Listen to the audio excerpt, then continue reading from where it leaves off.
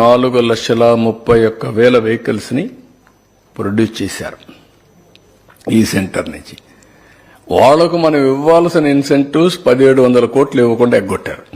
Can you imagine? ఎవడన్నా వస్తాడండి?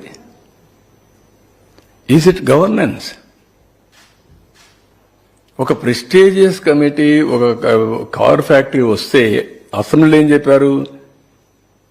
రాజశేఖర్ ఆత్మ చెప్పింది కాబట్టి వాళ్ళు వచ్చారని చెప్పారు. You remember?